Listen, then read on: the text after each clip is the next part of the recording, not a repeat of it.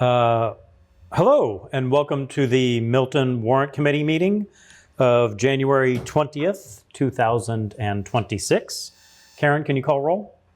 We have Jay Fundling, Nicole Boyson, James Lee Dassey, Julia Maxwell is on Zoom, Brian McGuire is here. On Zoom we have Lee Michael McLean, Ron Sia, Nicholas Tangney is here, and Cecile Yang is on Zoom. You have a quorum. Okay, and I will mention that you said Ron Sia is in Zoom. Ron is recusing himself for the budget discussion, which will be our first discussion. So Ron is not a participant in the first discussion in Zoom. So with that out of the way, agenda items. Our first agenda item, as always, is to approve minutes. I don't believe we have any lined up to approve tonight. We do not. Okay. So, and we'll acknowledge Larry Johnson joined us. Sorry, mate. Not a problem. Not a problem. First, the next item is to discuss the current status of the FY27 budget. I would like to share my screen. We can't talk and do things at the same time, so give me just a second. Okay. Get out of the way.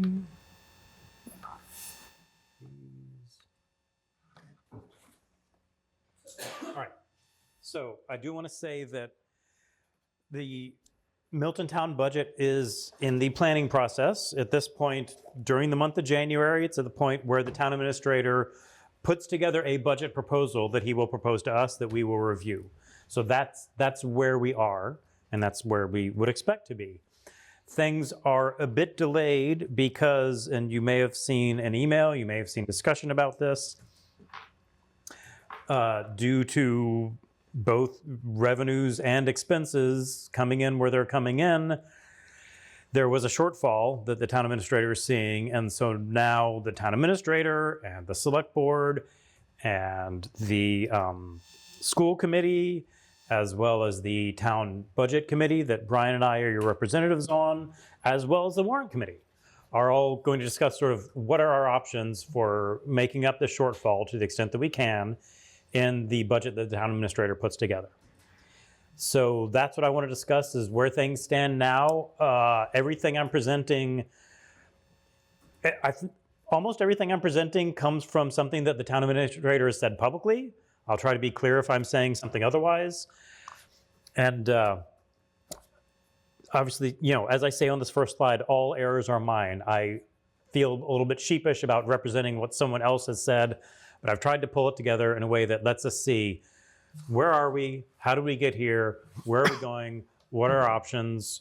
What are our options for making, you know, if we have any recommendations to make to the town administrator regarding how the budget's going to come together. So let me jump into it. How did we get here? Let's go back in time. Well, first of all, people are asking, how did we get here? Because last year, you know, less than a year ago, we had an override, which was one of the largest in the history of the state of Commonwealth of Massachusetts. Sorry. And now we have a budget shortfall. So it's a natural question. How did we get here? By the way, if you're looking at my screen, I apologize. The bottom right is small and fuzzy. Patience, please. So how did we get here? Well, we had an override. And I was looking back at how that override was presented to the select board at their one of their meetings in March of last year. And I saw that the town administrator said, here's some options for the override, for the size of the override, for what we do with it. And then here's a projection of what we'll see over the next 5 years if you do this override and if these assumptions are met. One thing that leapt out at me, so even though it's fuzzy, I apologize. If you really want to see this, I encourage you to look at the March 11th, 2025 Select Board meeting. But I'll just say we went with what is labeled here as Scenario B, which is a $9.5 million override with $700,000 of that going into, sorry, I left something key off that bullet. $700,000 of that going into an override stabilization budget. So we're setting up an operating budget stabilization fund. I apologize. I don't have my script today. So $9.5 million override. Of that $9.5 million, every year, $700,000 goes into an operating budget stabilization fund, plus an additional $2 million into the operation budget stabilization fund. The goal for that being we can continue to fund the operating budget for a couple more years, even with costs growing faster than revenues. That's what the operation budget stabilization fund is supposed to be for. And with that forecast, Mr. Milano saw no operating budget deficit into FY30. Even though the numbers are blurry, you can sort of see that scenario B, it's not till FY30 that we start to have a deficit. Now, I was looking at this meeting and some of the backup to it this weekend, and there were a couple issues, and I checked with Mr. Milano. I'm not trying to throw him under the bus. I want to be clear. I'm not trying to point blame at anyone. I'm just trying to figure out how we got here, because a lot of residents have asked, how did we get here? So we had a forecast that said we're going to be fine until 2030. What happened?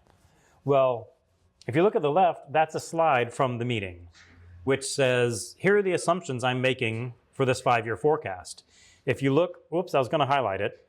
Third from the bottom, it said, we're assuming salaries go up at 4% a year. So on the right-hand side, you can see the slide shown in the meeting said, I assume salaries are going to go up 4% a year.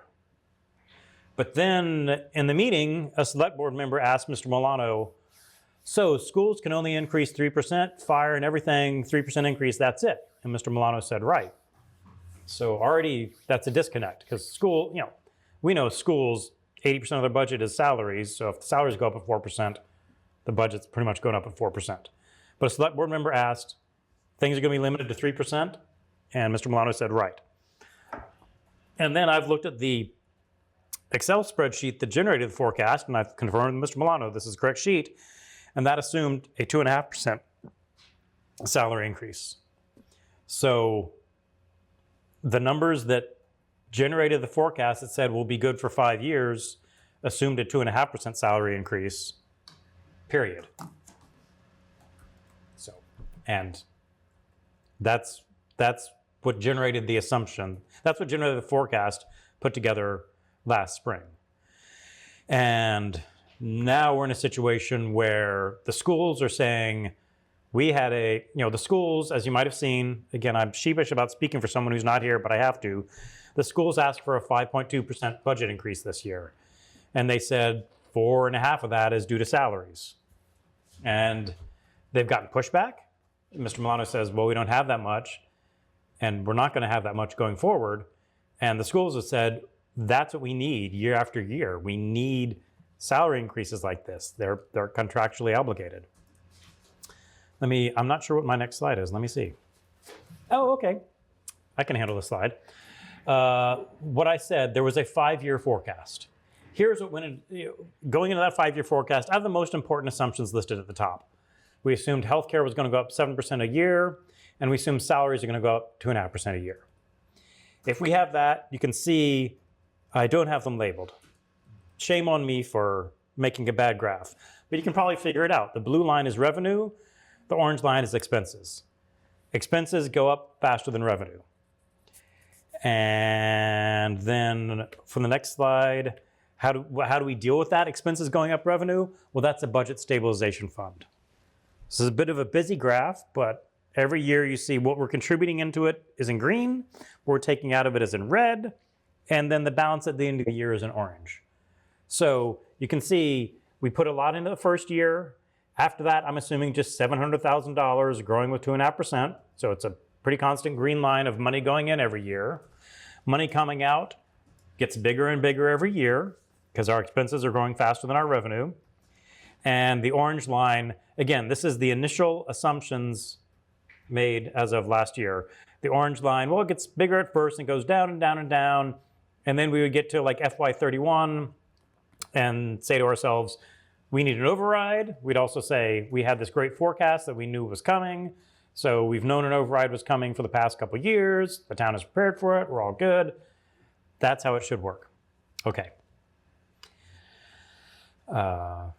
And since we had to take, in FY31, if we had to take $2 million out of it to fund that, to fund the budget, presumably the override would be a little larger than $2 million, but somewhere on that order of magnitude. But what happened? We're not 5 years out, we're only 1 year out, and we're already seeing a budget shortfall, much more significant than expected. What happened with these assumptions? Well, the two big ones are health insurance inflation. Mr. Milano, I believe, has talked to this body. I may be confusing my meetings. Health insurance, all towns are seeing significant health insurance inflation. We had very modest health insurance inflation for at least 5 years. Last year we had pretty significant health insurance inflation. We're going to see it again this coming year. So we're setting the premiums in February to say, what is the health insurance going to cost during FY27? And we're currently looking at, he's thinking a 10% increase from last year to this year. So he was assuming a 7% increase. Now we're looking at a 10% increase. That's about $500,000. Also put in there the sensitivity of what if inflation was 14%? That would add another little more than $500,000. Why am I looking at that? I'm looking at that because, take this for the secondhand information that it is, I believe the insurance companies we work with we pay the claims. The employee goes to the doctor, the claim eventually goes to us and comes out of our pocket. But they're insurance companies who run everything. They administer the claims. They say what's allowed, what's not allowed, all that good stuff. I believe the insurance companies we work with are moving to be more restrictive, specifically moving to restrict GLP-1 drugs. And that's the difference between a 14% increase and a 10% increase. There might be a question of, are we actually going to cover those drugs? Are we not? So there might be a possibility of a 14% healthcare increase. But right now we're looking at a 10% increase. Sorry if I'm being a little vague, but that's what we're looking at. The school cost. So the school cost, as I said, the forecast was for school salaries to go up 2.5%. That's the bulk of the school budget. So we're expecting the school budget to go up a little bit more than 2.5%. The schools are asking for 5.5% more. That's $1.9 million more than what we thought they were going to be asking for. Every 1% change in school cost is $750,000.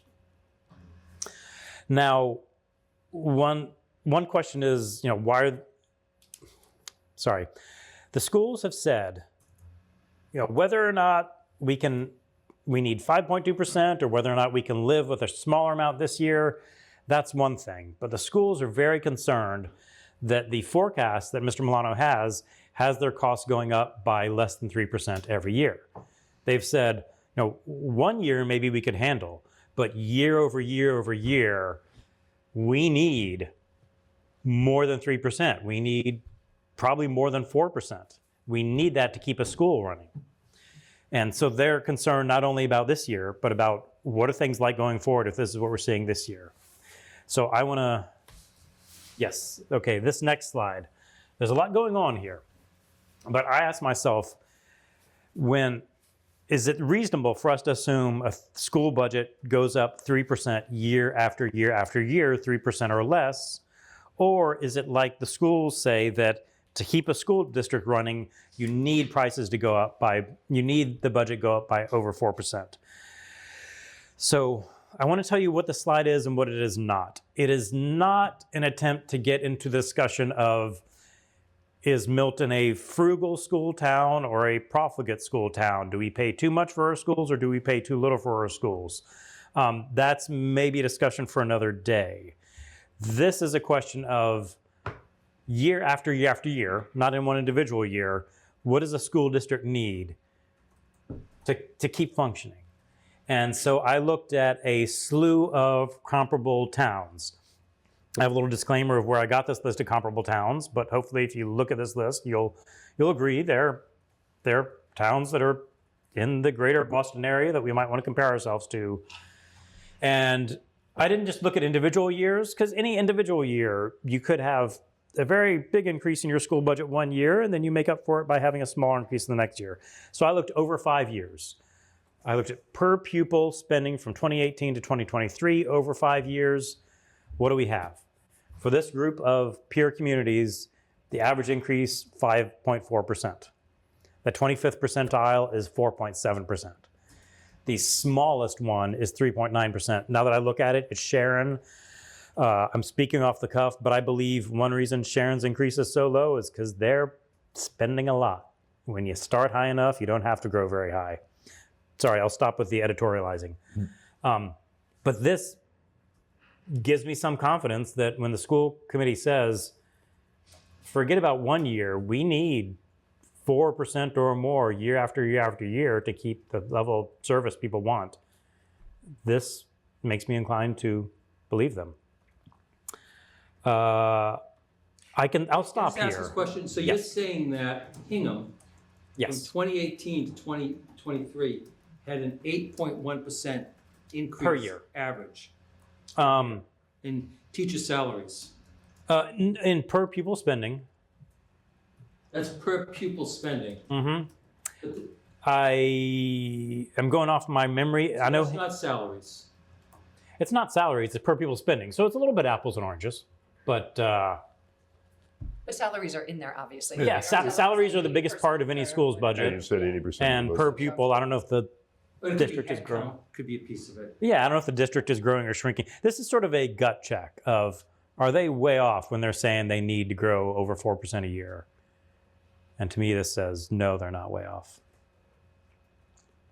I'll stop. Any questions about any of the slides I presented so far? So we didn't catch that last year. So he only projected 2.5%. Yes. I will say that this budget coordination committee that we formed that has a couple members of the select board, a couple members of the school committee, as myself and Brian, that's one of the benefits of this new committee is to help avoid surprises like that. I'm sorry, you didn't ask a question. No, that was my question. Yeah, I just wanted clarification. Yeah. Any idea how we missed it or whatever? I mean, I guess the budget committee's new. So Yeah, they the might budget have committee thought it- didn't exist last year. I don't know. I keep thinking the buck stops here. Like, should I have noticed it? No, it's fine, Jay. I will say one thing. I didn't notice it. I will say one thing is that, Mr. Milano had to work with the override that the select board gave him. Yeah. And the select board said $9.5 million, he had to work with it. Now, you still want to produce a forecast that you think is going to be accurate. So does this impact just the schools, or does it impact the whole town? Good question. I believe, and I'm speaking off the cuff, I believe that town departments asked for about I'll say in the ballpark of a 3% increase, and they're being held to 2.3%, which is the same thing the schools are being held to. Mm-hmm. So, no, it's not just affecting the schools, but it's affecting the schools more Okay. All right. because they had a bigger ask Now, service. for the warrant articles we've already reviewed, will we have to get a new one and review it from the departments, like the fire department or the DPW? Oh, the requests? Good question. Yeah, the reason, I think, remember I said we wanted to sort of lay the groundwork and become familiar with the budgets, and then we would come to the spring and see if anything changed. Well, now the answer is going to be yes, something's changed, probably. So, yeah, there was the request, and then there was how Mr. Milano's going to adjust the request. So, yes, it could be. Yeah. That's fine. Julia's hand. Oh, Julia. Hi, thanks. So why are all of the departments being asked to hold to a 2.3% increase if we'll be able to raise the levy by 2.5% year over year? I might have missed the first word or two. Were you asking, is this applying to every single department the same? Or were you asking? No, I was why- asking why every department is being held to a 2.3% increase. Mm-hmm. Good question. The revenue is going up not only by 2.5%, but remember from our training, the revenue also goes up by new growth, which is about $1 million. So the revenue's growing up by about 3%. Why are we falling short? The big ones are because we expected that, first of all. So the forecast expected revenue to go up by about 3%. But versus the forecast, the big changes are health insurance is hitting us by $500,000. The school's level service request is hitting us by $2 million. That's not everything, but those are the big drivers. So sorry, you're saying they're being asked to hold for a 2.3% increase for FY27 budgeting? Or yeah, 2.3% for FY27 budgeting? Correct. Okay. And then could you go back to the slide with the green, orange, and red bar graph? Yes. This is where I always start. The stabilization funds, I always get a little shaky. That's fine. And I don't, I'm trying to understand what these different contribution levels are and where they came from. Okay. And what the withdrawals are for, like where they came from. Sure.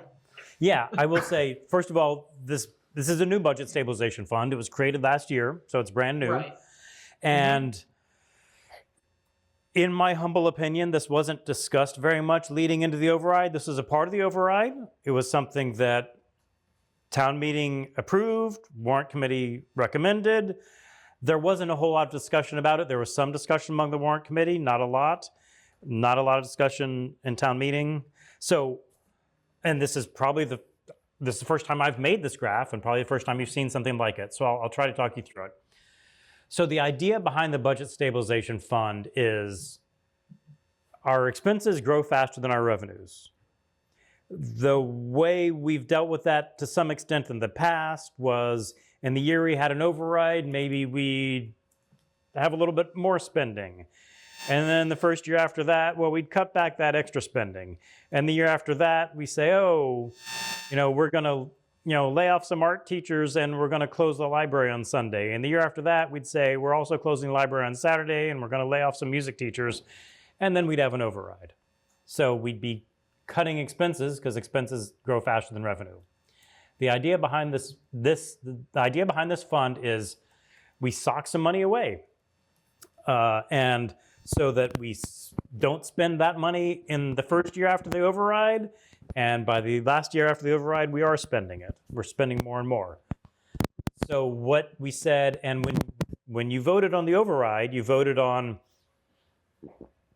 $8.8 million to go in the operating budget, and $700,000 to go to this budget stabilization fund. In addition to that, last year, we took $2 million of free cash and put it directly into this budget stabilization fund to start it out. So that's where I say, okay, FY26, we contributed 2.7. Sorry, Jay, but Okay, sorry. if last year was 2 million, I guess I'm lost on the 2 million. Okay. Are we just agreed to do it again this year? No.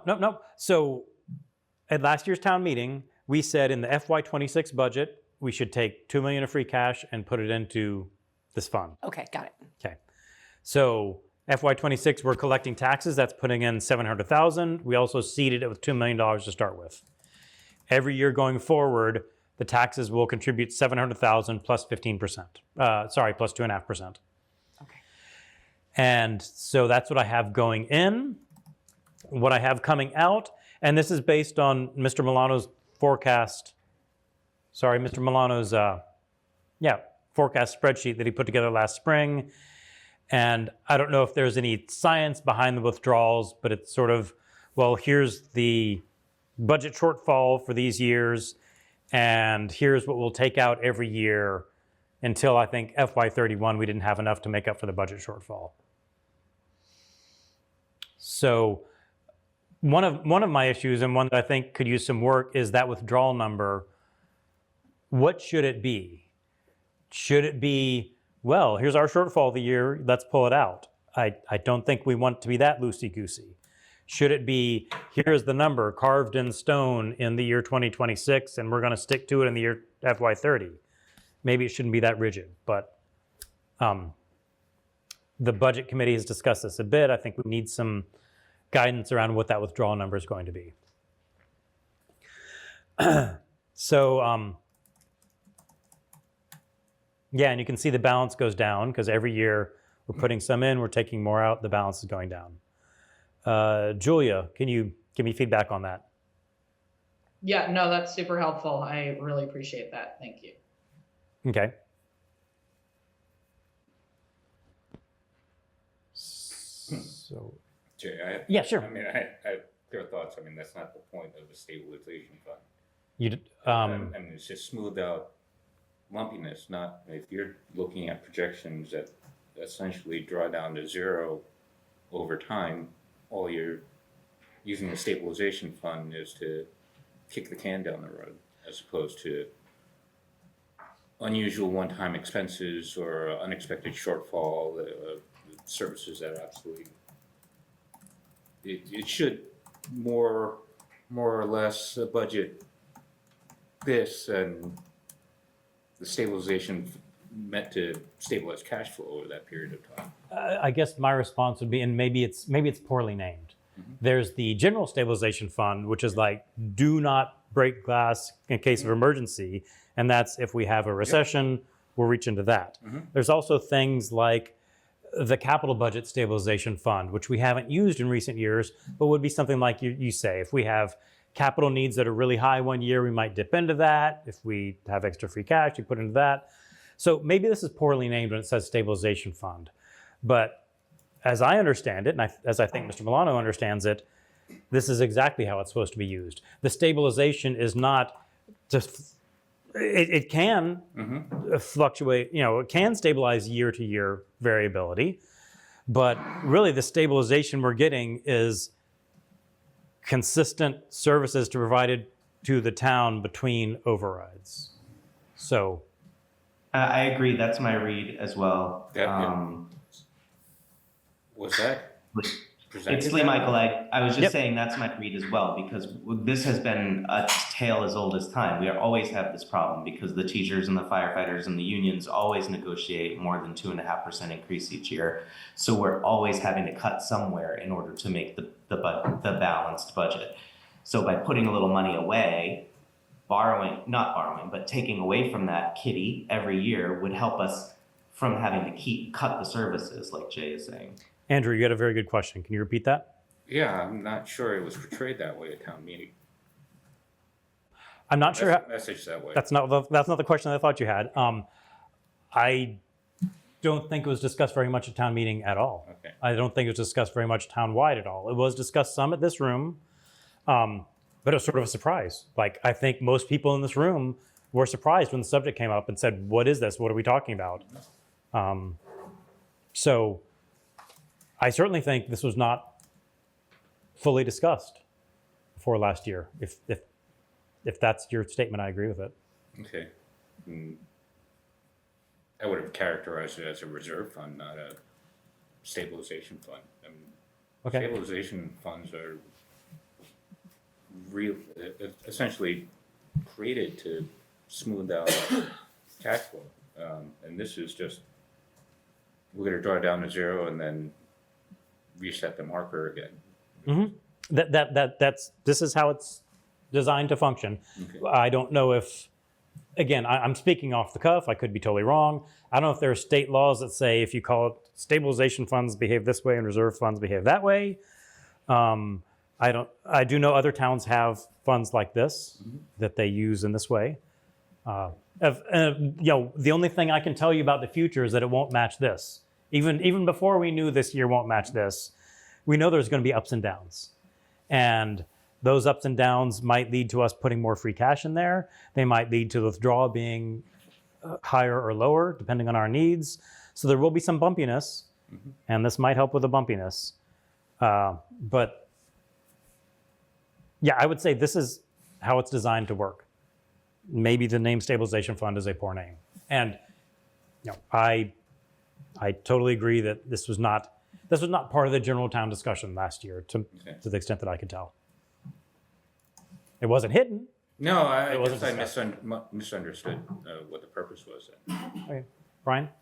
A couple questions. Can you go back? By the way, did you send this to us?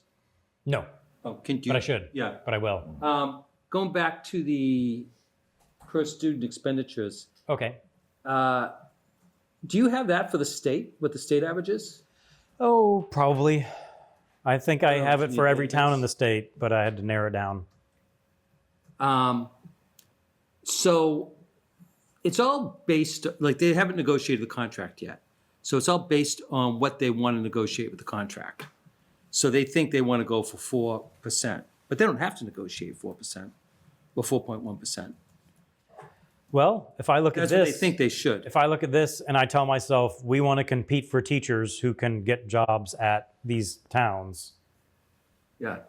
But if you look at their average, just a point, if you look at their average teacher salary in the state as of 2023, they're actually in the top 32%. So Milton is very competitive paying its teacher salaries. okay. Like I said a few minutes ago, there's the question of are we spending too much or too little on the schools? And I did not intend this slide to answer that question. That is a question. Yeah, This slide is when the schools say to run a school district, we, forget 1 year after the next. Over the medium term, we need to go up at least 4%. That's what this slide was to answer that question.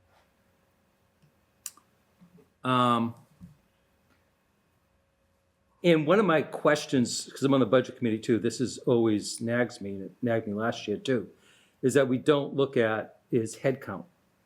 Like, one of the drivers of salaries is headcount. Oh, And- employees. Yeah, the number of people you have. I hear you. I still, from a certain point of view, I might say to myself, as a warrant committee, we could close our eyes and say, school committee, we'll give you 3% a year and you do whatever you want with it. And I'd be fine with that.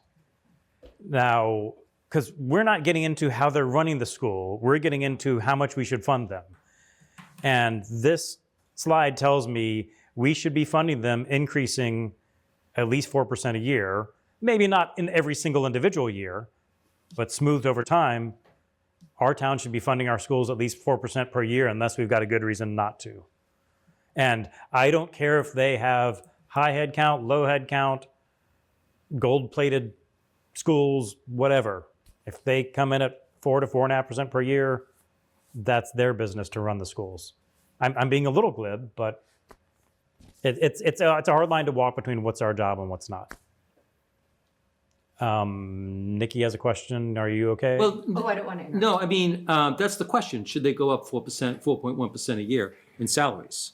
I And think I don't know the answer to that. Yeah. I'm not sure cost. it's total cost. I think No, it's 5.2 in total cost, actually. for tonight's They want to go up. discussion, I want to look at where are we for the entire budget, and this is just one part of it. This is a concern the schools have expressed. So I don't want to get too far off on this path. It's 5.8% statewide over that same period, according Okay. According to what, Desi? to co-pilot. Copilot. That's all right. numbers. Nikki? I was just trying to get a sense for how much detail we have on the school budget. I have right now the projection with request, and I'm like looking at the big budget, and it has the consolidated school numbers. Like I can look at school department salaries, I can look at school department general, and that's the breakout. But I assume that the budget that we have is much more detailed. We're going to get more information. Yeah, they were hoping to give us, by us I mean specifically the school subcommittee, something by now. But then when they, to hear them tell it, and not casting aspersions, hear them tell it when they learned a few weeks ago, wait, you've got to, instead of going up 5.3%, you need to go up 2.3% or whatever it was. Okay. They had to revamp everything. So it's in flux. Okay, because again, just the numbers I have in this one spreadsheet, it's like, it looks like the total school expenses are going up 8.4%. Like, I don't know where my numbers tie with yours, but Oh, but I'm from just, like last year to this year? Yeah. I mean, with the override, it's hard to assess the yeah. 9.5 million. Okay, yeah, that's fair enough. Yeah. Okay, yeah, I was there was just, the override, there was, yeah, okay. Because, that's clearly, this is like not rocket science. We already talked about this. It's schools and group insurance okay. that have gone up a lot. Everything else is kind of nickel and dimey.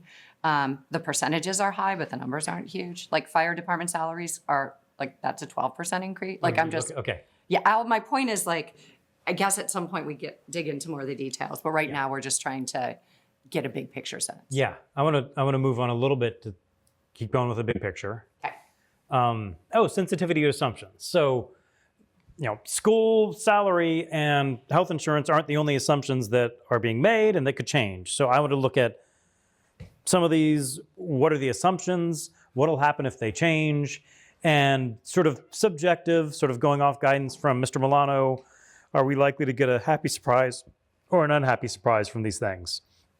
State aid, Mr. Milano has said he thinks we have a very conservative assumption for state aid, but he's also said it may not be any better than that. We will learn within a week and a half what the governor is going to propose for state aid. Now, then it has to go to the state Senate, then it has to go to the state House. None of that will happen until, we're probably done with town meeting. But at least getting the governor's budget should happen in a few weeks before the end of the month.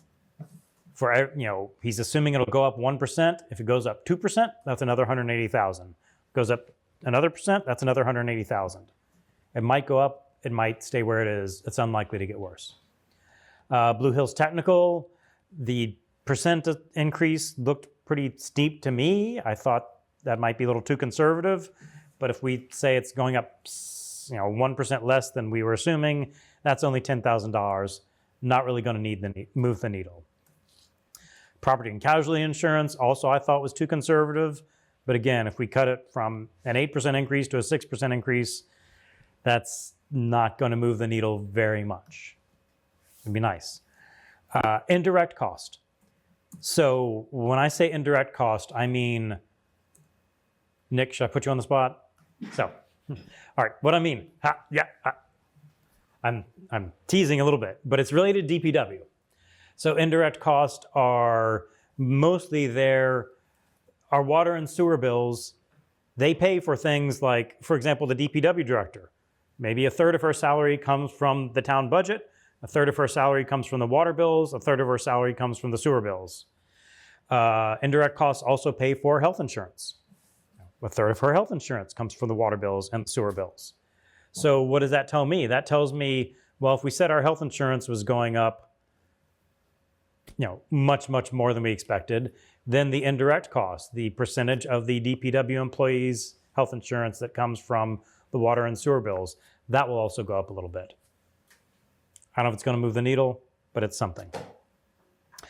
New growth. Remember, what is new growth? New growth is things that are being built right now, FY26, between last July and this coming July. Things that are being built. We added a porch onto our house. Other people have done improvements to their houses. The 40Bs are making progress. That's new growth, and it adds to the tax revenue base. We're currently expecting $1 million in additional tax revenue from new growth. Mr. Milano thinks that it's conservative, depending on how far we expect the 40Bs to progress by the end of June. We'll determine if that's going to be $1 million or if it's going to be a few $100,000 more than that. I tried to twist his arm on it a little bit, and he said, it's not going to matter how many people have added a porch onto their house in the last 9 months. What's going to matter is where are the 40Bs going to land at the end of June, and that's going to require some prognostication, but he's working with the assessors to come up with their best estimate of that. And the other thing is health insurance inflation. As I said, we're assuming 10% now. The pessimist in Mr. Milano and me thinks that could get worse. So the big numbers you see on here, state aid goes up by 1%, we get an extra 180,000. Health insurance inflation goes up by 1%, we lose an extra 180,000. So those are some of the unknowns. Yes, Brian. Can I make a point? In Hingham, the average teacher salary for the last 5 years, the average teacher salary for the last 5 years went up 2.5% a year. Okay. So there's a lot of noise in the number, I think. Maybe they had construction or something. So Yeah, I think this revolves a lot on the contract, and I think they should look at competitive things. okay. And I question that. Right. I'd sort of like to keep focusing on the big picture. Free cash.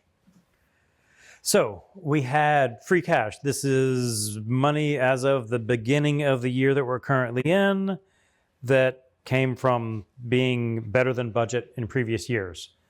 So we have $4.5 million in free cash. We've already used 60,000 of that for the election that we had a few months ago. And here's what Mr. Milano has planned for it. About $1.2 million of non-bonded capital, meaning capital expenses. We're buying maybe a truck, maybe a vehicle, maybe a HVAC system, and we're not going out to Wall Street and issuing a bond for it. We're just paying cash for it. Mr. Milano is expecting that to be about $1.2 million. He's had discussions with the capital committee. The General Stabilization Fund, that's the Fort Knox. We put money in there. We only pull it out if there's a recession. Mr. Milano wants that to be, again, I'm speaking off the top of my head. I want to say we want it to be like 5% of our total budget. What he wants to see is $650,000 put in there. That seems reasonable. Retroactive collective bargaining payments. There was somebody on this team that I assigned to be an expert on this. I can't remember who it was, but the idea is, we've gone a year without a union contract, so we've got to put money aside because when we do have that union contract, we'll have to retroactively pay those pay increases. So we've got to squirrel that money aside for the retroactive pay increases that come in when we sign the contract. Does whoever I assign to be the retroactive collective bargaining payments expert, do you want to speak up and tell me I'm wrong? Okay, next. And there's a new thing this year. The town administrator suggested this, the select board agreed, that they want to hold in the free cash account. In the past, in recent years in Milton, we've spent it all down to the dollar. Mr. Milano wants to hold some in the free cash account, so next year we're starting off with $0.45 million in the free cash account. That's taking 10% of what we had in free cash and holding that for next year. So if you think about it, the year after that, the year after that, the year after that, it won't come out of it because we'll start with $450,000, we'll end with $450,000. We will get to spend all the free cash.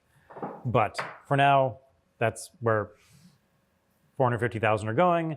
So what does that mean? That means out of $4.5 million, I'm rounding these numbers, don't add them up. About $3 million is accounted for. So we have about $1.5 million. So we are operating budget poor. When I first wrote the slide, I said we were free cash rich. Maybe not that rich, but we have some. What might we do with this free cash? Well, what we don't want to do is spend it on ongoing expenses. If we spend on ongoing expenses, we're going to have to come up with money to cover that the next year. So what can help this year's budget? One thing, and Mr. Milano has discussed this in some open meetings, and the school committee has had their opinions on it. So the school committee is taking their ongoing budget and they're using it to build up their circuit breaker reserve. Now, some of you remember when the school committee came and talked to us a couple months ago, the circuit breaker, that's their reserve account. That's what the circuit breaker is. They spend money on special education, and then 1 year later, the state reimburses them for that money, for some percentage of that money. I am not an expert on this account, but that's basically how it works. And right now, that reserve account is at almost zero because it got spent down with the crises of the last couple of years. They want to build it up. They want to build it up to about $3 million, which is what they spend out of that account every year. So to get there, they're putting aside approximately $700,000 out of their operating budget every year. Now, to my mind, and I believe to Mr. Milano's mind, building up a reserve, that's a one-time expense, and that's a reasonable use of free cash. So if they're using ongoing spending to pay for the building up the reserve, why don't we instead use free cash to, for all the other reserves in town, for the General Stabilization Fund, for the as I said, the Budget Stabilization Fund, we might fund that out of free cash. Those are funded out of free cash in years when we have it, and they're not funded out of free cash in the years when we don't. Why don't the schools do that? I don't want to speak for anyone else. I did speak to Mr. Loring on the school committee. He had a different opinion. He thought it should stay in their budget. But again, I'm hesitant to speak for anyone else. I think we'll just, by we, I mean Mr. Milano, members from the select board, maybe myself and Brian, and members of the school committee will have to decide, is this an appropriate use for school cash? If so, I'm sort of implying it would give us more money. It wouldn't give us more money, but it would take some heat off the school budget. So if the schools are saying, oh, we have to cut $2 million now, but we're saying we're going to cover 700,000 of it, then the schools would have to say, oh, we're now only cutting $1.3 million. So that may be a good use of free cash. Another use of free cash is the budget stabilization account, which we talked about a few minutes ago. What we don't want to do with the budget stabilization account is put money in and take money out. If we said we'd have free cash and we put $1 million in the budget stabilization account and then took $1 million out, that's not right. That's taking free cash and using it to boost your operating budget. That's what we don't want to do. But what we can do, and I want to disclaim, this was not, the town administrator has not said okay to this plan. This is a plan I like. This is a plan that was discussed by at least one other member of the town budget committee this morning, is to do something like, we put $1 million of free cash into the budget stabilization account. We expect it's going to be 4 more years until we go to the town and ask them for an override. So if we put $1 million in there, we take $250,000 out this year. $250,000 out this year and for the next 3 years. So that's it's taking the free cash and putting it to use in our operating budget, but in a way that we see when it'll run out and we see what's coming.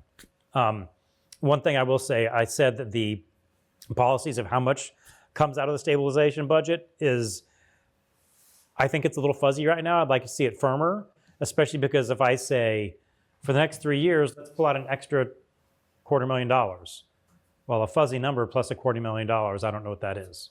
So I think there'd be some details to be worked out here. But I think we can take money from free cash, put it in this account, and have some positive impact on this year's budget. There are also other uses of free cash that may not improve this year's budget. We can contribute more to the general stabilization account. Again, that's the Fort Knox that gets locked away. We're in better shape next time a recession hits. It won't help us with this year's budget. We have a capital stabilization account, which I mentioned a few minutes ago. We haven't used that in years. We could use it. One could use it in some year. If we put money in there, we'll have it later. We could spend more on non-bonded capital.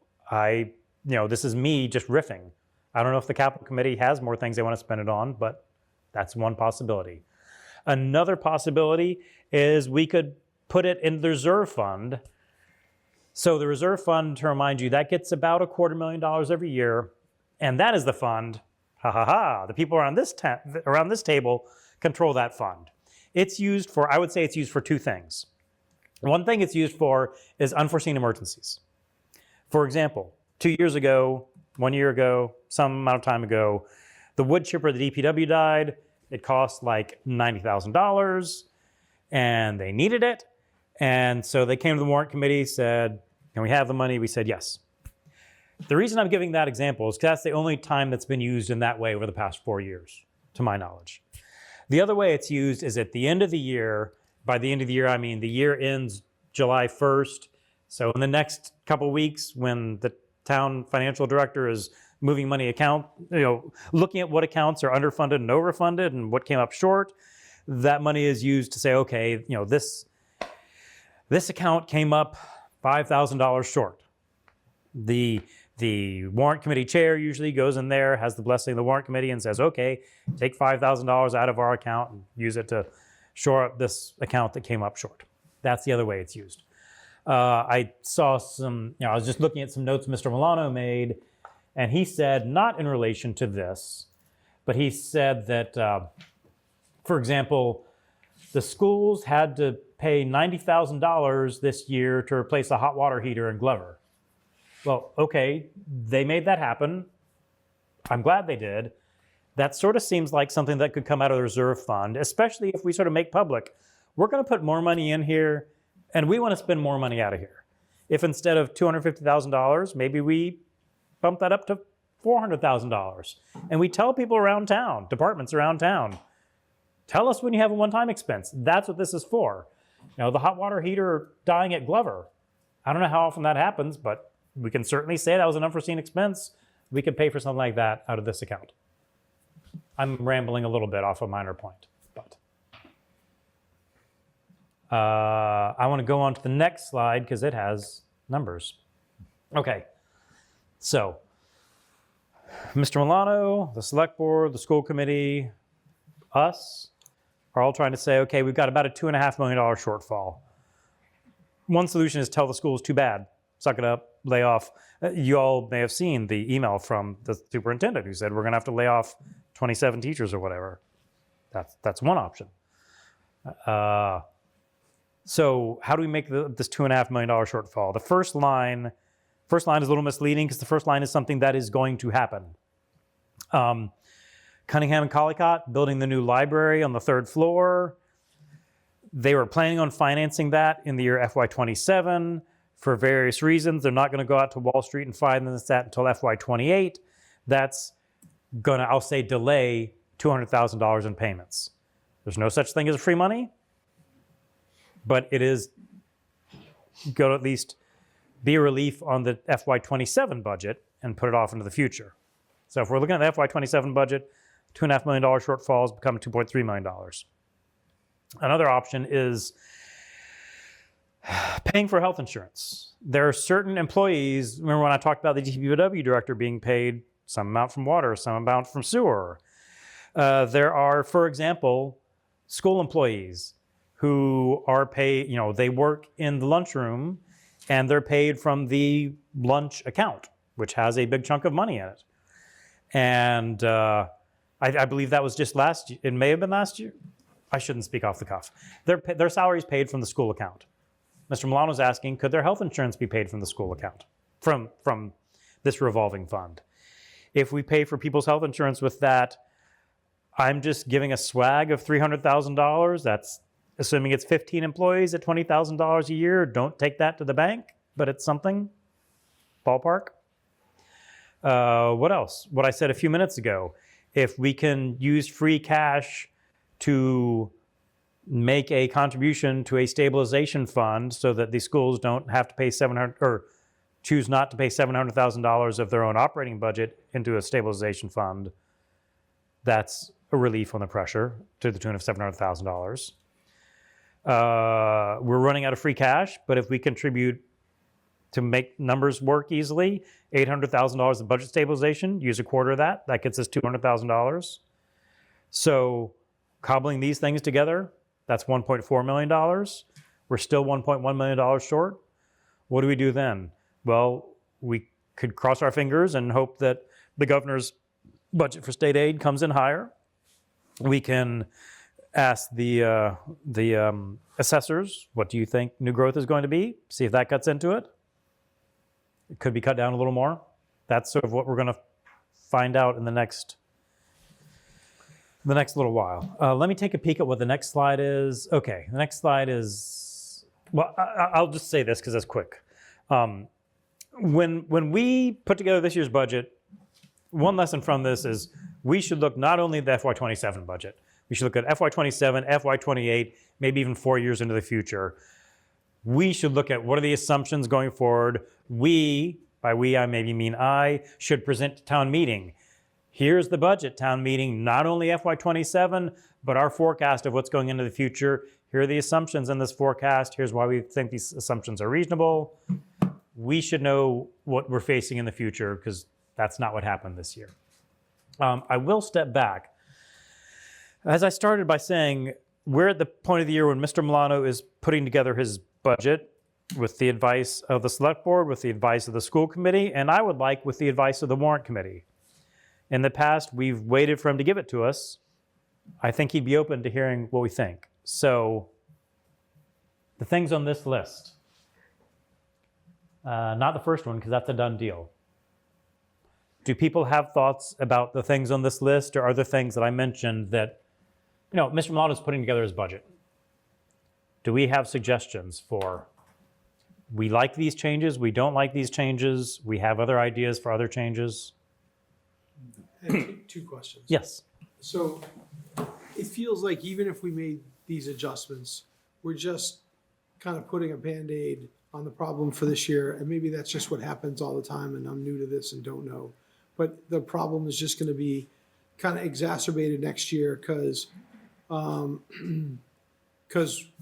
will have kind of wrung out all the sort of excess or the extra funds to try to close the gap.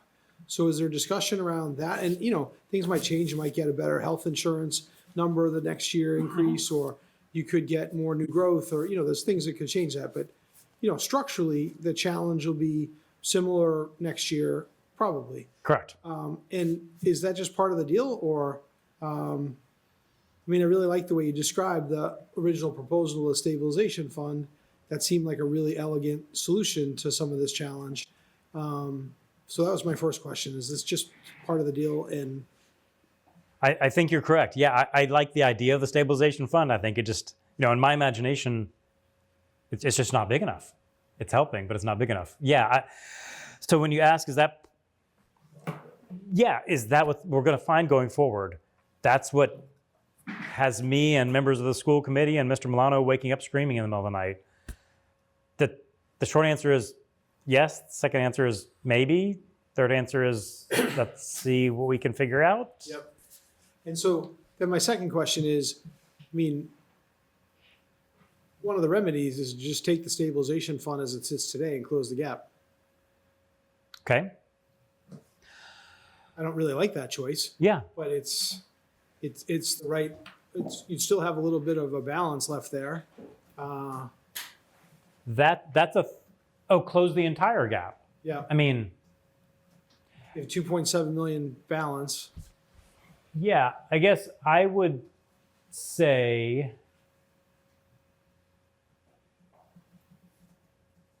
I'm trying to think of how to. If the whole concept of the creation of the fund was unfortunately flawed because of the bad math model, you could take that free cash, the extra 1 million, and put it in there to sort of prop it up for future years. And but that's one of the solutions there. Yeah, I think if we fiddled with the numbers to say, okay, we thought there was going to be an override in FY30, but gee, now we're going to have to expect an override in FY29. If we fiddled with the numbers, if that was what we were seeing, I'd say maybe.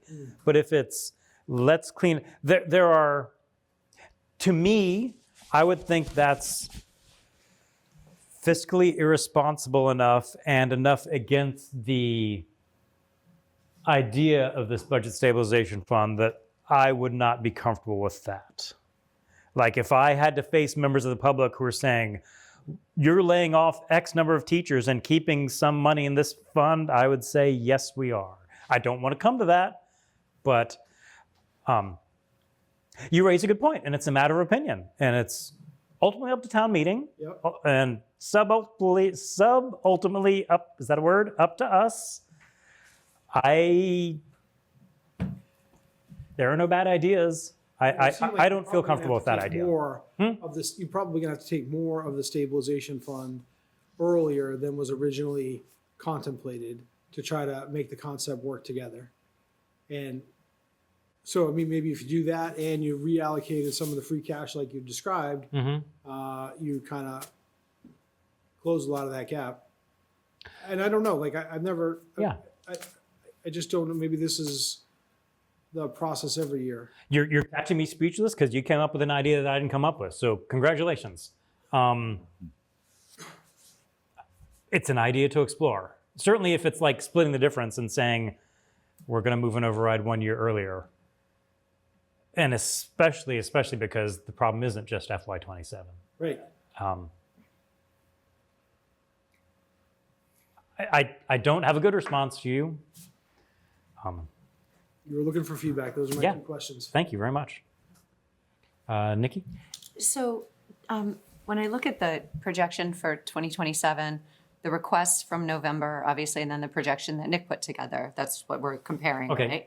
Nikki's looking at her Excel spreadsheet, just so everybody knows. Yeah, so when I look at it, we're contributing and maybe I'm totally clueless and missed this, so I apologize if I'm like behind the 8 ball. But we're contributing $1 million to general stabilization, we're contributing $1 million to budget stabilization, and we're contributing $500,000 to sped stabilization. That's probably my made up numbers in the file that I sent you. Oh, Sorry. The file that I sent you. but if we don't do that, then we break even. Okay. Yeah, in the file that I sent you, I made some of my own assumptions about what free cash might be used for. This is better than whatever I sent you last week, a better estimate of what free cash is used for. So yeah, we could not contribute $0.65 million to general stabilization. The problem is anytime you take free cash, and let's say we take free cash and we use $650,000 to pay for 10 teachers. Let's say we do that. Okay, then what do we do next year about those 10 teachers? They're still on our payroll. The first few years I was on the warrant committee, my fellow warrant committee members are probably shooting lightning bolts at their TV right now because I'm guilty of this. We kicked the can down the road. We used free cash to pay for operating expenses. We used, $650,000 to pay for 10 teachers or whatever, with the thought of, we've got to do this. We're probably going to have an override next year. We said that several years in a row. We got to do this. We're probably going to have an override next year. Eventually, it came true. We just had an override last year. If we take this money and use it to pay the salaries for 10 teachers and we don't have free cash next year. Okay, I'm gonna just, is everything in here your assumptions, or are these like the real budget numbers? Like the yellow tab that says summary? Sure. Maybe it's just, no, Should we talk now or should we talk later? I'm happy to probably talk talk later just so I now. understand the spreadsheet. It just Okay. looks to me like we have a $2.5 million deficit for FY 2027. Is that, Correct. okay, Correct. so then. $2.5 million deficit. That's what I have right here. Okay, $2.5 million. right, but 2.5 million is going into stabilization funds. Right, but that's why I said we're operating budget poor, but we're free cash rich. We Okay, don't want to use free cash to pay for ongoing expenses. no, I get that, but this is saying that in 2027, we're putting $2.5 million into stabilization funds. And we have a 2.5 million, like I don't, Right, because right, obviously we don't want to use free cash for I get that all the time. But I guess, are those NICS numbers, the million, so we no, didn't. those aren't those. Okay, we'll talk about it another Yeah. time. But this ties out to the yellow summary page. So I'm looking at the expenditures page, which is yellow, and the summary page, which is a yellow tab, and the numbers totally tie. Yeah. But the expenditures, if I compare to FY 2024, we put $500,000 in those funds. In FY 2027, we're putting $3 million into those funds. I mean, is that like, that just seems like that's a big number. I'm not following. Um, So here's what we're projecting putting into the not the budget stabilization account, but we're projecting putting in $650,000 into general stabilization. And if I have my way, maybe okay, we'll I'm put just out- looking at this spreadsheet that Nick created that shows expenditures going into these funds. Am I crazy? Of $2.5 million. in the past. No, in 2027 projection. Yeah, those are my numbers. But the summary slide you said is Nick's numbers. It's okay, it's fine. We'll talk about it another time. I'm super confused, but we'll figure it out. Okay. Does money go into the stabilization funds outside of allocations from free cash? It can, but it usually doesn't because free cash means we've got a good year.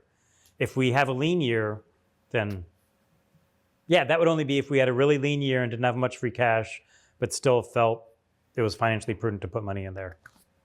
Or an override. Yeah. Wait. I thought he was maybe talking about the general stabilization fund. Well, the capital one, the general stabilization fund, and now this new one. Like the Yeah. new one's going to have $700,000 from the general budget every single year. Yep. I didn't know if the other two also had allocations from the general budget as a matter of, financial prudence. No. Or only from the, when there's free cash to allocate separately. To my knowledge, only when there's free cash. I mean, I'm sure at some point in history that's been different, but I have a Yes. request for free Sure. cash expenditure. Okay. And it goes back to the accounting systems and reporting that we have in general in the town. Mm-hmm. Is that I know there's a shortfall, but if you do not invest in better reporting, Yeah. you cannot measure progress on anything you don't measure. And there's only two ways to balance a budget: it's either raise more money or spend less, Mm-hmm. or cut the budget. And those three ways. Mm-hmm. And with the limited ability to drill down in both the school and the town budget, they either need to save or start investing immediately. And Okay. yeah, I will say that I representing this committee, me and Brian on the budget committee, I'll say Winston Daly from the select board on the budget committee, have all expressed very strongly that would be money well spent to get the town a new financial software. And I don't want to paraphrase what I heard back. I heard back generally positive. Mr. Milano, was happy to hear that we supported that, but I certainly didn't hear, and we're going to get it within 6 months. Brian, have you heard anything I haven't heard? I don't. No, but you're accurate. I just don't remember, when they might get it. yeah. The problem is nobody wants to do it because it's hard, it's expensive, and takes time, and they're busy. Mm-hmm. But the longer you put it down, the more the problem compounds year over year over year over year. And so until it's actually a priority mandated by either the town or the select board. I wonder, when you say mandated, what can we do aside from encouraging the town employees to do this? For example, could the budget contain a warrant article? I think this might have to come from the select board, or it might be something we could tweak. A line item in the budget saying, to be spent on That's financial software. what and like whether it's a modernization fund, whether it's a line item, like it is, So I'm just thinking, do we sort of be jerks? We're not being televised, are we? If we just sort of be jerks and put a line item in the budget, maybe a line item in the town financial department's budget, they ask for, I don't know, $200,000 in salary. And we say, yep, you get $200,000 in salary. You also get $50,000 to implement a new financial system. That's in your budget. I suppose they could not spend it, but that's... but so it needs to be a town mandate driven by the select board or town meeting, right? When you say needs to be, no, the town administrator could maybe make that happen with what he has now. But if we want to play hardball, just a little arms, that might be one way to do it. Brian and Nick, were you talking about this topic or? Well, I was going to, but Okay. quickly, I think the selectmen want to do this, get a software financial package, and they should. I don't think nobody doesn't want to do, but But we should get them to come up with a warrant. and they have to make it that it is a near-term immediate priority, and either they need to plan for it now or near-term implementation, or start saving for it now or prepare for it. But like until you make hard and fast milestones, like nobody wants to take on an enterprise project because it just makes everybody's life harder. And they say, we're in the middle of an override, we're in the middle of audit, we're in the middle of budget season, we don't have time. And then a year goes by and it gets kicked down the road again. And plus, and hopefully this isn't the case, like there's additional scrutiny that happens when you have that level of granular insight on the budget. Okay. Yeah, I will say, the town administrator's boss is the select board. So the real ones who could apply pressure are the select board.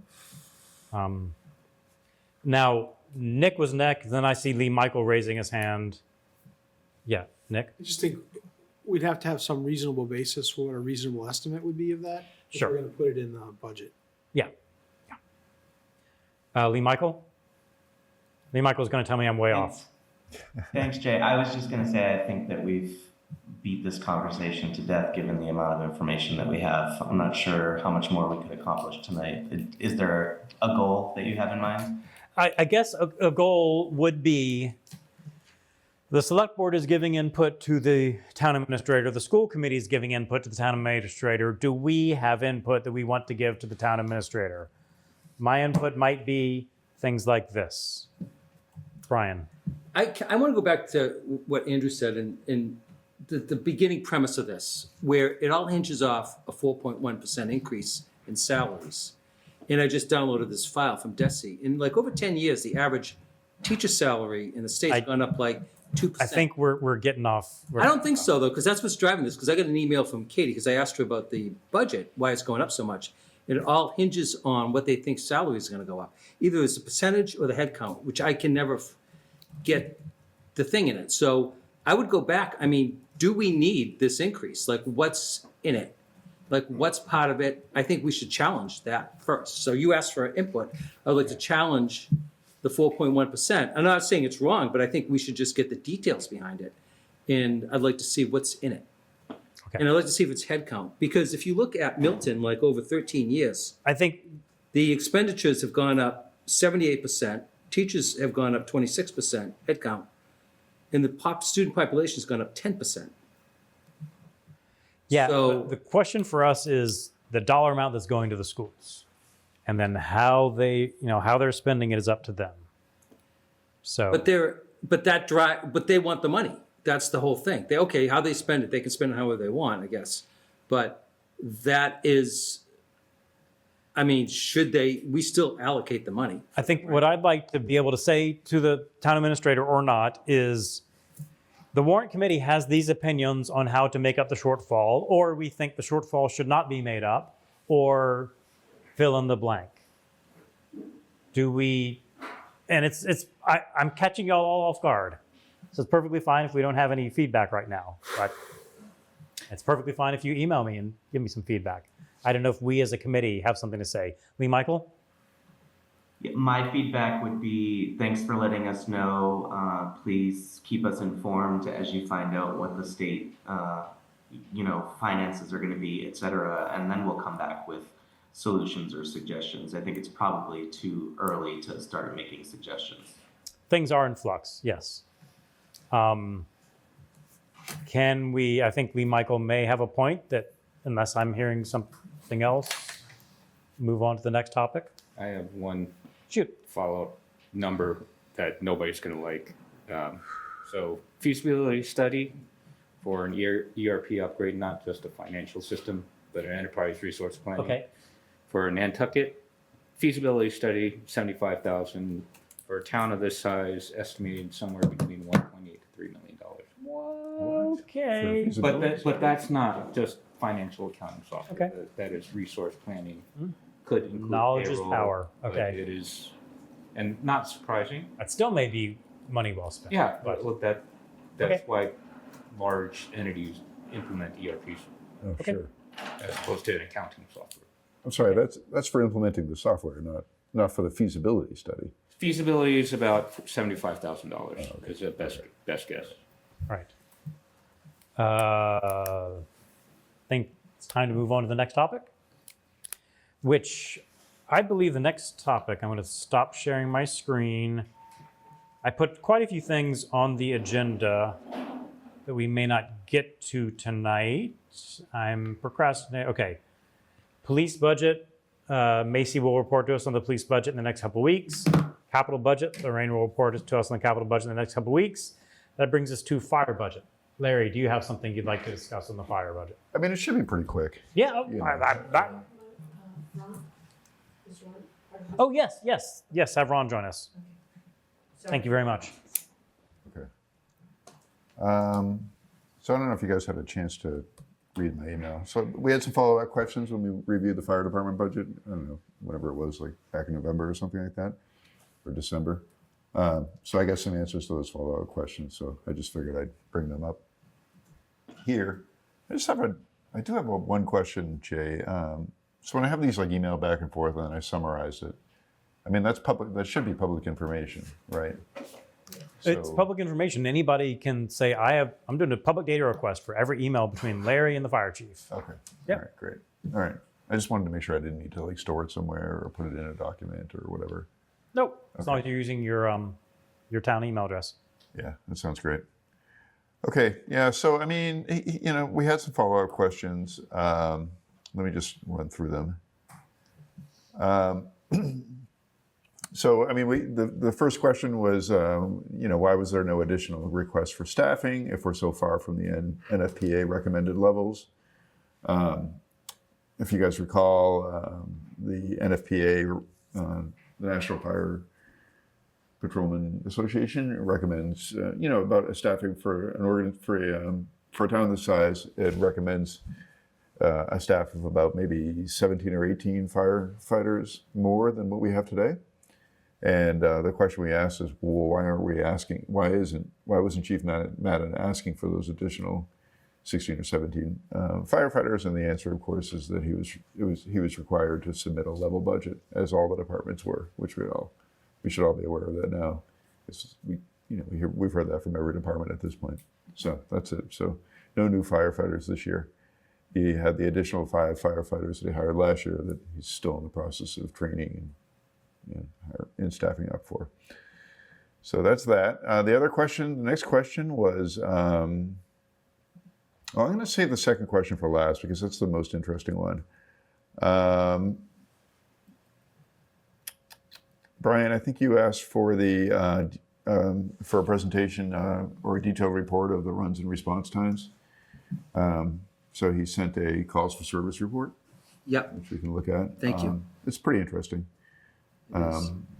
Doesn't translate into numbers, but it is interesting reading.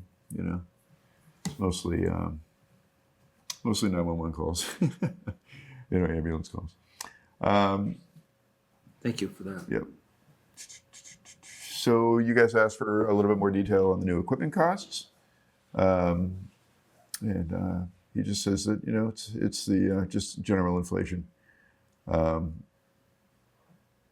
A number of different. I mean, he had a number of different speculations, tariffs, things like that, for the most part. But it's just generally inflation has been high all across the board, and it's high for his new equipment costs as well. But the most interesting thing that he sent was a comparison of fire department staffing levels and budget compared to other towns of similar size. So he provided the fire department budgets for. He reached out to his fellow fire chiefs from Canton, Needham, Dedham, Randolph, as well as a little bit of detail about how the budget is broken down for each fire department. And that was pretty interesting. I tried to put it together in a spreadsheet. Let me see if I can find that. I used an AI-generated spreadsheet. Well, at any rate, I mean, what it comes down to is, in general, compared to Canton, Needham, Dedham, and Randolph, we're about $1 million. Our fire department budget is about $1 million lower than each of those towns. Now, some of those towns, like Randolph, is a little bit bigger, 35,000 people. Needham has 33,000 people, so they're roughly the same size, but they are a little bit bigger. So, I mean, 5,000 people, that many households, that many streets. It doesn't seem like a lot of money. We're 28,000 people.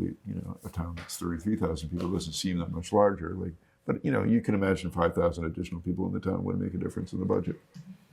And then the other big difference between Milton and some of these other towns is that we outsource our EMS to Fallon, our emergency medical services to Fallon, whereas the other towns have emergency medical services on staff. So that makes a difference in the budget as well. And other than that, there wasn't a huge explanation as to why the budget was so much lower for the fire department for Milton than it was for everything else. I mean, we have a smaller tax base because of our lack of commercial space in the town, and that could have something to do with it. I mean, it's all speculation at this point. But it was pretty interesting to see how much smaller our fire department budget is than these other towns. That was eye-opening. It'll be interesting to see that for other departments as well. I'm sorry. Jay? Yes, okay. Yeah, I'm calling sorry, on Jay. myself. Yeah. You make a good point about the commercial tax base because people always say we want more commercial taxes, and my first thought is if you have commercial space, you need police, you need fire, you need health Oh, sure. inspectors. Yeah. So some of these other places that spend more on fire departments, do they have a lot of restaurants? Commercial space. And That's a good point. I mean, look at Canton. Canton's crazy. It's got that huge industrial park. It's got its business district is really pretty complex compared to ours. so they might have more fire needs, even if their population is the same. I would think that they would, health inspectors and things like that. Yeah. Well, fire specifically. I mean, Actually, That's what Needham's you're the looking same at. way. Needham's got a gigantic business district, and it's got 128. Yeah. Mhm. Interesting. Yeah. So, anyways, yeah, that's a good point, Chief. I hadn't Okay. thought of that. So, anyways, yeah, those are the answers to the questions. That's my presentation. Follow up on the fire department. If anybody has any other questions, yeah, And, Just one question. You said that they use Fallon, they outsource the emergency. Is that for, not for all, they still send a fire truck for emergency calls, right? Like it's on their list. Maybe you don't know the answer. yeah, but- 911 calls. Yeah, I mean, Emergency medical responses is the vast majority of their calls. right? Yeah, it's the 911 That's not- calls. That's them. You call 911 and everybody shows up. Yeah, Yeah. I vaguely recall Chief Madden saying that they go anyway because they are frequently able to get there sooner than other emergency services. And their ladder truck has equipment, has some pretty specialized equipment that may be necessary in an emergency, Yeah, so in a medical emergency. I remember talking about an instance where they start CPR and maybe EMTs show up later and resume, or something along those lines, that they are truly the first of the first responders. Yeah, no, I mean, I called 911 for an unrelated matter, which I won't go into. I'm gonna rein this in a Yeah, little sorry. bit. I was going to tell a story. Cliffhanger. Sorry. Now we want to know. It's probably not good for a public forum anyway. But I just remember the fire truck showed up first, like way ahead of the ambulance. Okay. So thank you for that follow up on the fire. Can we move on to the next? I believe the next two agenda items were other budget updates and other non-budget warrant items. Other budget updates, I don't think there's anything to report.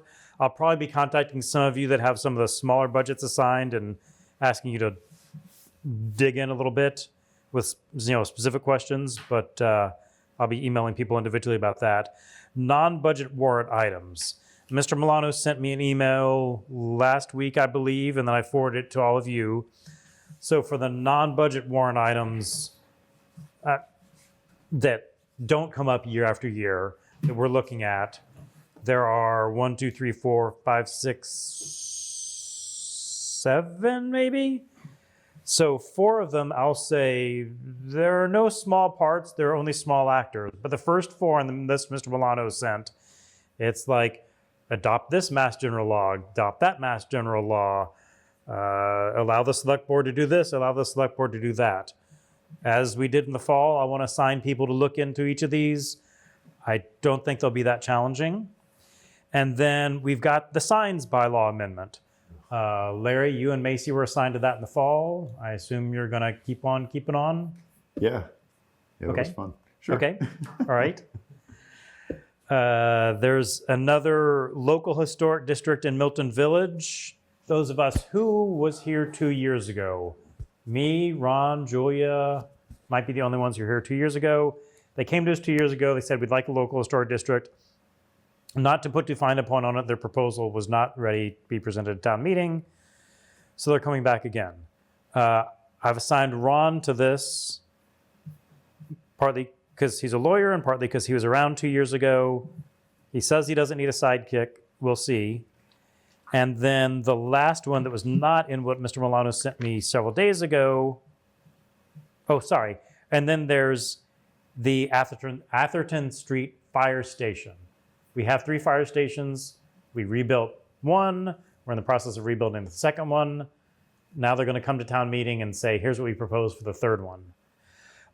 Tentatively, that group looking into that was me, Macy, and Nikki. I think I think what the warrant committee can contribute to that is, one hand being a skeptical eye, being, what are you proposing? Is it prudent, et cetera? But also, we don't know anything about what a fire building needs to be, but we can look at the finances. If they're proposing spending X amount on a fire station 3 years from now, what's that going to look like? What's it going to add to the tax levy? I'm not ignoring that we may or may not be building a $150 million school 5 years from now. How will those things work together? So I think one thing the warrant committee can do is really look at that side of it. What's the money? What does it cost? How does that affect the taxpayers? So that's the fire station. And one thing Mr. Milano did not send, but told me about today, this may fall somewhere in between the small to medium size, is the Historic Commission. Currently, if you have a historic house, you're not allowed to demolish it without permission. I think they want to change it from demolish to partially demolish. So that's another article that's going to come in front of us. So if I count that up, I have maybe 5 or 6 needs. There's the 4 things that I said were small, the one that's sort of medium, the demolition of historic buildings. And then the 6th may be, Ron said he doesn't need assistance on the Milton Village Historic District. It was pretty involved last time. So if I may want to give him a sidekick on that. Jay, throw my name in, whichever one you want. For whichever one? Okay. I didn't know. I made a list of who, might not be too overwhelmed. I thought you might be overwhelmed. No? No. Okay. You're retired. It's nice. Okay. No. I All right. wish I was. When I did look at who had a lot on their plate and who maybe had some room to add things, I came up with Lee, Michael, Andrew, James Lee, Nikki, and Cecile. That's 5 people, and there were 5 roles until I got that email from Mr. Milano tonight. So I am happy to be a sidekick What you think I'm doing? on. I think you're doing the schools, my friend. Oh, yeah, right. Oh yes, the schools. Like if you have the schools. Yep, Yeah. fair enough. Yeah, if I'm going to be a sidekick, it would probably want to be either the power purchase agreements for solar or energy credit agreements. I was sort of thinking those might be a one-person gig. Okay. Where do you think you need help, Jay, beyond the Milton Village Historic District? Yeah, Ron's got his hand up too. Ron? I spoke to the folks at the Historic District. I thought you were assigning me both of those, and I did talk to the chair about the language change from the destruction of property. Or I can't remember what the exact wording, but I'm happy to work that one. I'm happy to take sidekicks, but if people are busy, don't feel you need to. I'm happy to take both of these solo or with help. Thank you. Okay, so you're on that one with the demolition. Okay, fine. And I would like at least one more person on the. Let's email each other and see, who won the Milton Village one. I haven't looked at what they're proposing this year, but 2 years ago it needed a lot of work. So it'll need to be somebody who doesn't just say, "Oh, you're proposing this? Okay, great." Not that I'm saying anyone on the committee would do that, but especially it might be a little more than that. I wouldn't mind taking on the fire station, but I've got the sign by law, so I guess that is kind of. I was thinking the sign by law was pretty big. Yeah. The fire station, Macy's got a lot on her plate. So I said, I think it's me, Macy, and Nikki. Okay. Maybe you and Macy could swap out. I'll see what Macy thinks. All right. Yeah. Either way is fine. Okay. So I know we didn't come to conclusions on this, but I'm not hearing any squawking or screaming, so I'll assign people pseudo randomly.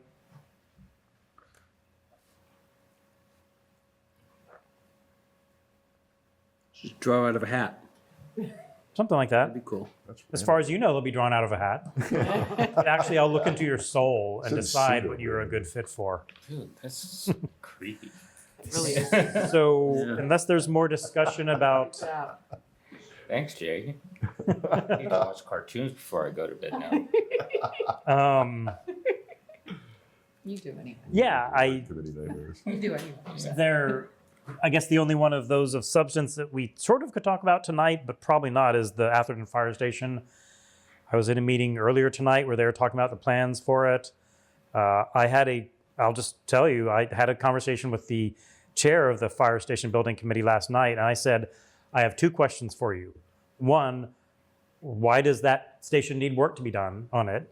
And two, if it needs work done on it, why does it need to be now instead of like 10 years from now? Oh, yeah. And we talked about a lot of things, but he took away those two questions. In the meeting tonight, he conveyed that to his committee. He's like, these are the two questions we have from the Warrant Committee. So that's what I want to hear from them.